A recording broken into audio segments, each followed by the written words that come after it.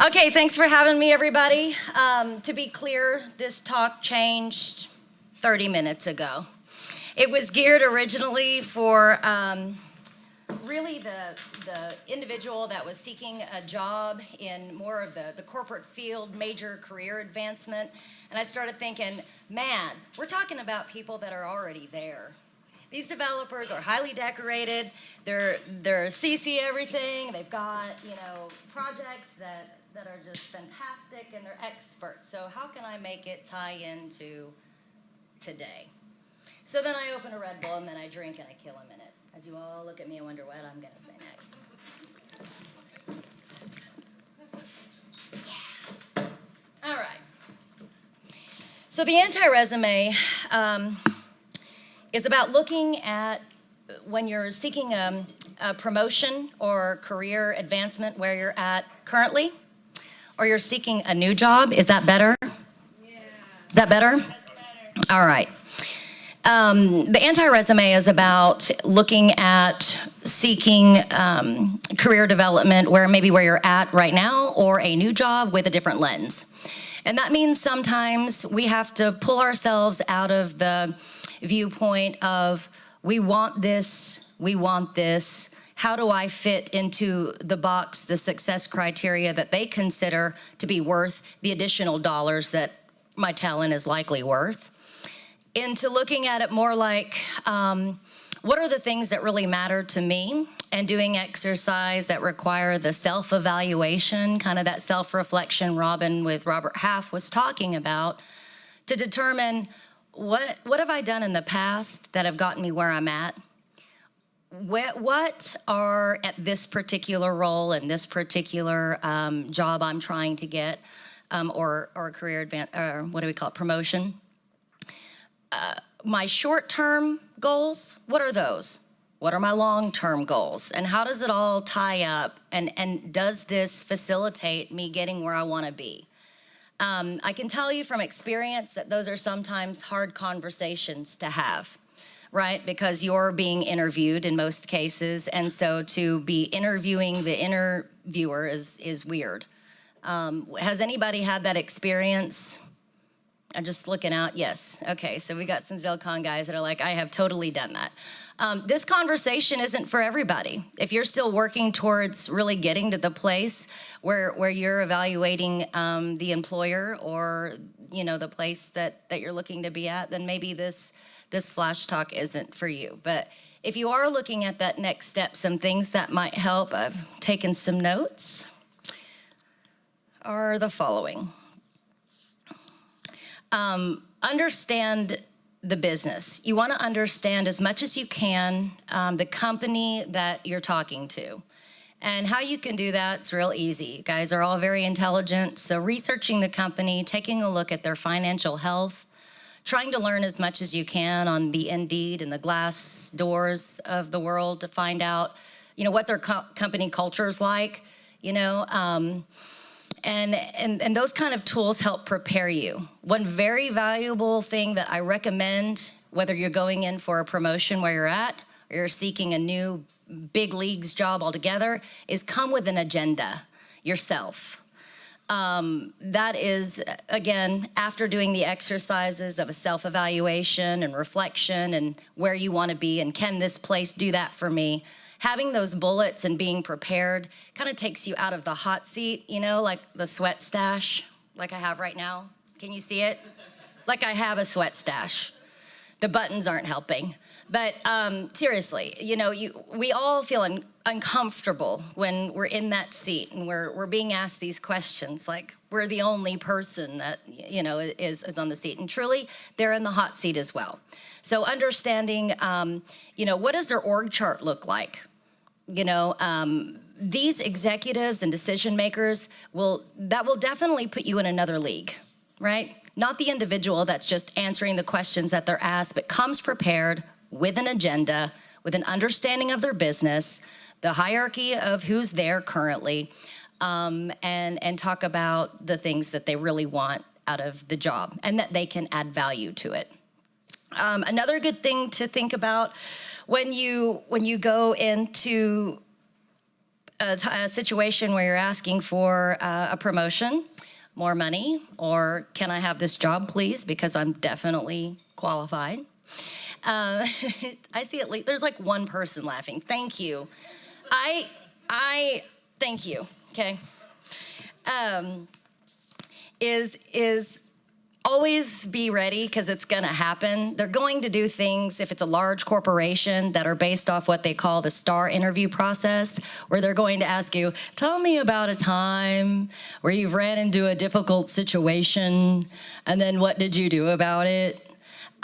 If you're not ready for that question and have something solid prepared, that's what they're looking for. They're looking for people to not be prepared in that case, and that's something you can do to ready yourself. And what's funny is if you flip it.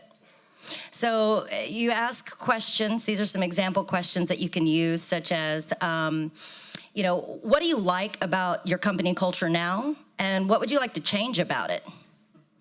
Right? So when you flip the seat, the sweat beads appear on another person's face. And it also helps to get a perspective straight from the cow's mouth of how they feel about their business. I've got a lot of notes here. I'm going to take just a second to review because I have too many notes. That's why.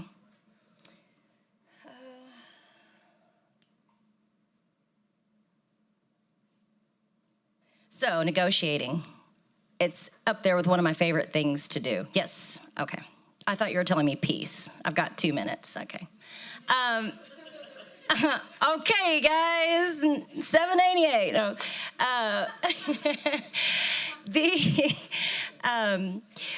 When it comes time to negotiating, and again, in large corporations, it can be grueling. The last career move that I made, it was a 7-month process and over 8 interviews.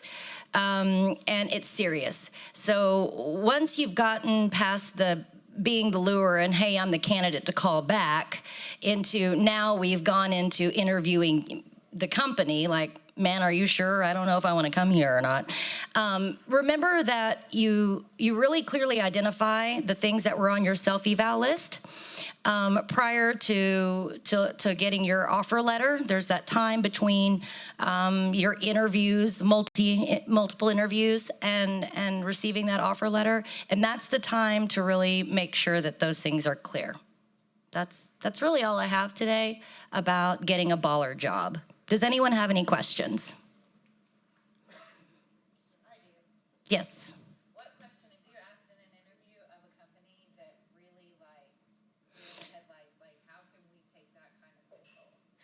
So, yeah, so really one of them is definitely, I said it and I'll say it again. Oh, I'm sorry. What type of hot seat question can you put out that really can make a big impact with the employer? What's the real deer in headlights question?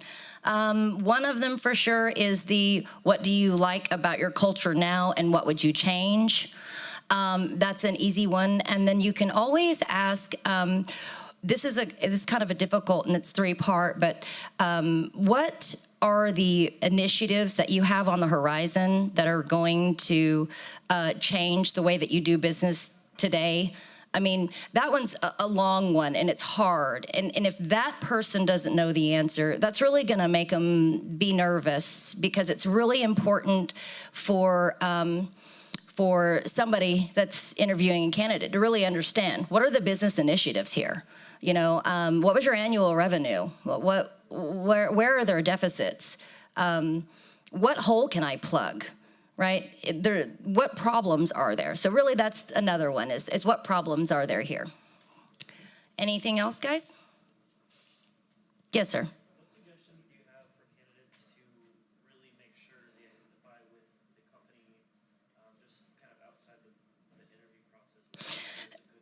That's a good question. So Andrew asked, how can you identify with the company? Is that right? That you are also interviewing outside? Okay.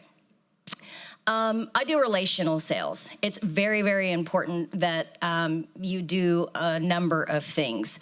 I do the whole criminal crime scene, 7 whiteboards, look up everybody. This person goes to this person like this. Look at them on social profiles. Look at them on Wiki, on every site that you can, and kind of build an idea of familiarity around who I might be dealing with.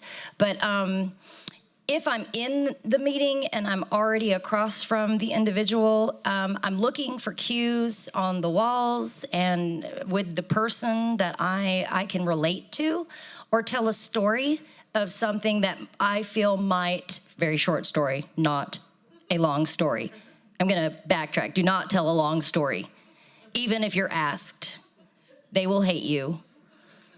But if you see that, you know, there's like, they've got, you know, OU whole family up there, and that's actually the ball team that you like, don't be super obvious, but, you know, you may say something about that. And that's going to have a relational tug with the person you're talking to, that could help them be like, yep, for sure, Andrew's the guy. He likes the O to the U, you know, kind of thing. You never know. But if you study the company's history on all the sites that are available, including like their 10K, I mean, go all the way to that point. You're going to find videos on YouTube even of the CEO talking about, this is what we stand for, and here's our diversity.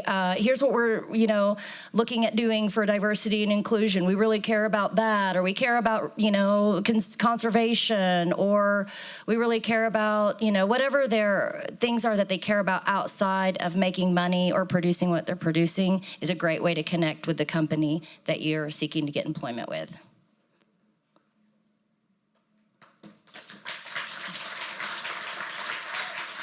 Thank you again, Eve. So our last lightning speaker is